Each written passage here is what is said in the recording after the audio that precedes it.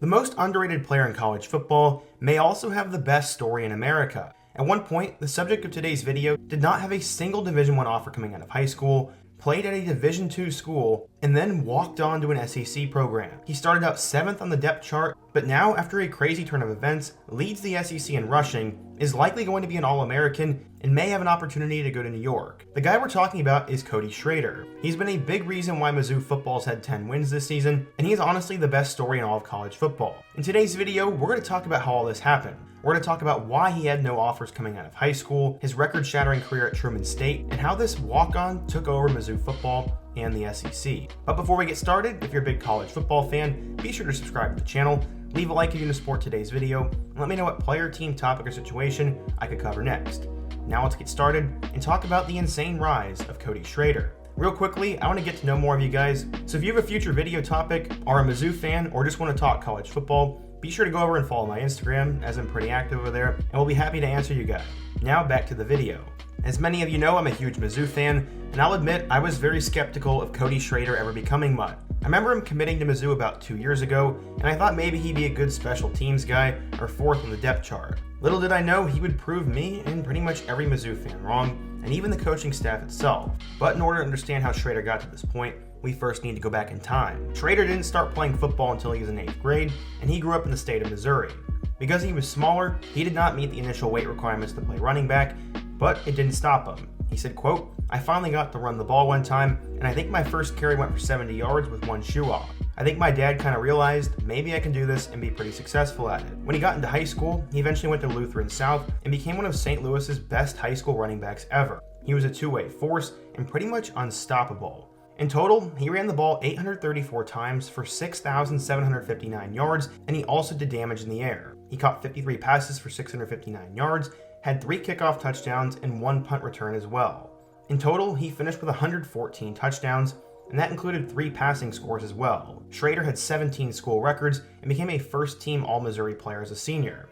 You'd think he'd be a big-time recruit, but literally no one cared. When asked, he said, quote, "That's something I've always asked myself. If I really had to guess, I guess I never was the biggest, fastest, or strongest player." At the time, his efforts did yield offers from Ole Miss and Missouri State, but both only wanted him as a preferred walk-on. Another school about 2 hours down the road didn't seem to care at all, the University of Missouri. Without any sort of real opportunity, he made a decision that would change both his life and the trajectory of his future program, Truman State. He decided he'd go over to Kirksville and play for them. Truman State's head coach, Greg Nesbitt, found a diamond in the rough, but apparently the coaching staff wasn't even sold on him. Some thought he could make it, some thought he couldn't, and to many, he didn't pass the eye test. But at the end of the day, they gave him a chance.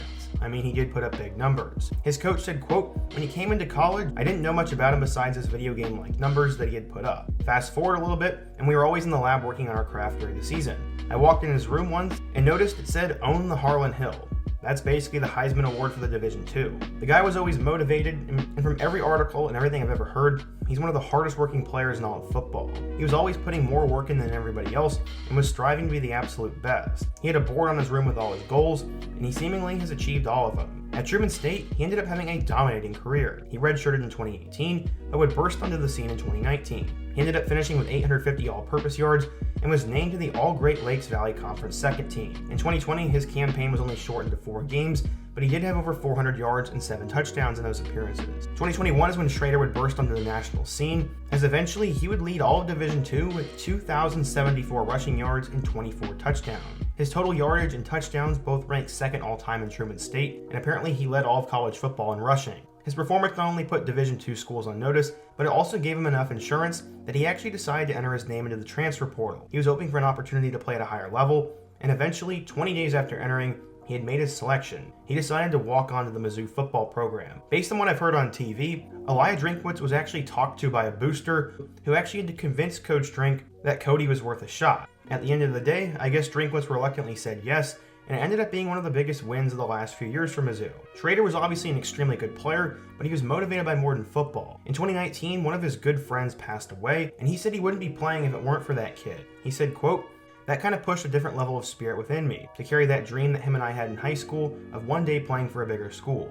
That really pushed me, and I devoted that last game at Truman to him and got to wear his number 2. So at the time, I remember Mizzou getting this commitment, and while it was kind of a cool story, no one really ever took it seriously. honestly including myself. But now he's changing Mizzou football. How did that happen? When Schrader arrived at Mizzou, he was really thankful for the opportunity. He said, quote, "I thought it was the place in my life where I could finally chase my dream of playing SEC football, especially playing for Mizzou." Even with all these challenges in life both on and off the field for him, he would continue to bet on himself. He eventually outworked pretty much everyone, but the coaches still didn't really take notice when he first got there. Mizzou's running backs coach Curtis Looper said, quote, "Cody asked me, 'Coach, you didn't know much about me, did you?' And I said, 'No, I didn't, Cody, I'll be honest.'" So yeah, he arrived as apparently the 7th string running back on the depth chart, but would get some time in the spring game and would slowly start to prove all the doubters wrong. Then going into fall camp, there were a ton of injuries, and Elijah Drinkwitz said he had been the most consistent running back. Eventually, he'd get his first career start against Louisiana Tech, and in his first game, he ran the ball 17 times for 70 yards and a touchdown. From there, he was just okay. He had a touchdown in their loss to K-State, had a touchdown in their loss to Auburn, and also had a touchdown in their loss to Florida. He was only averaging between 7 and 10 carries a game, and had a very interesting 2022 season. He ended up having a touchdown in the win against South Carolina, and in that game he had a season-high 22 carry.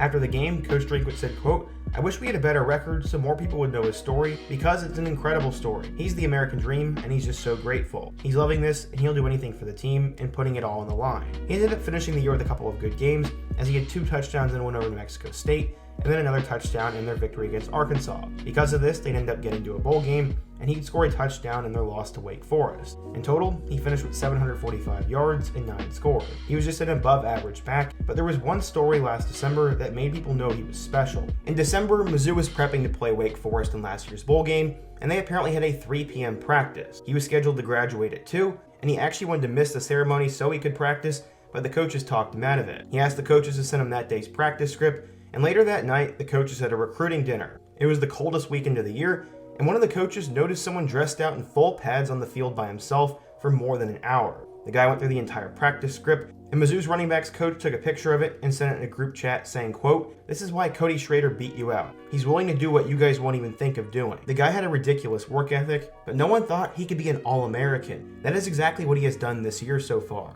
In week 1, Mizzou would play against South Dakota, and in that game, Schrader had his best outing of his career so far. He finished with 18 carries for 138 yards and a touchdown. But this was an FCS opponent. The following week against Middle Tennessee, he had 84 yards in that one and helped them barely escape. Mizzou was 2-0, but they really weren't looking that good. But then since then, Schrader has really turned it on. He had 58 yards in their win over number 15 Kansas State, and in that game, Mizzou kicked a 61-yard field goal, and that's what set off the national firestorm for them. After that against Memphis and St. Louis, Schrader would run the ball 14 times for 123 yards and a touchdown, and this would be his second 100-plus yard game in the season. From there, he had a touchdown on the road against Vanderbilt, before his real coming out party against number 23 LSU. In one of the best games of the year, Schrader finished with 114 yards and 3 touchdowns, and averaged nearly 8.8 yards per carry. Unfortunately, Mizzou came up short, but the following weekend, they would get some revenge as Schrader ran for a score, and they win over number 24 Kentucky on the road. At this point, Mizzou was now 6-1, and as the season went on, Schrader really started to play his best football. At home against South Carolina, he ran the ball 26 times for 159 yards and 2 touchdowns, and they got another win. After that, in a road game against Georgia, Schrader ran for 112 yards and a touchdown against one of the best defenses in the country, and that game was very competitive on the road. But after that, his best performance of his entire career would happen. Against number 13 Tennessee, Schrader absolutely owned the ball. He ran for 205 yards and a touchdown, but also had 5 catches for 116 yards. He became the first back in SEC history to rush for more than 200 yards and have 100 yards receiving in a single game, and that was definitely elite territory. Both him and Jaden Daniels were named the SEC Player of the Week, and that's when Schrader really started to get a ton of media attention. Last weekend against Florida, he ended up running for 148 yards and a touchdown, and would help them come back and kick another game-winning field goal to beat the Gators. Mizzou now got their 9th win, and then today, he helped them get their 10th. In a road victory against Arkansas, he had over 217 yards and a touchdown in just the first half. Over the last 9 games, Schrader has completely dominated. He's ran for 1,272 yards with 12 touchdowns. He's also a receiving threat, and right now is the best running back in the entire SEC. He has a legit shot at getting Heisman votes, and he's pretty much locked up the Burlsworth Trophy for the best walk-on in all of college football. Schrader truly has an incredible story, and has been at the heart of Mizzou's resurgence. He'll get a chance to play in a New Year's Six Bowl more than likely, and I think will be a Day 3 draft pick. While he won't exactly be the most flashy player in this year's draft pool, he's a guy who will contribute to a winning culture, and I think given the opportunity, could shine. We've also learned not to doubt him, and Cody Schrader will go down as a Mizzou legend. He'll definitely inspire plenty of athletes, and I hope you guys enjoyed today's video. If you did, be sure to leave a like, Let me know your thoughts down below, let me know what player I should cover next, and check out all my other videos on the end screen, including my video about the rise of Mizzou football. I hope to see you guys again soon, but until next time, peace.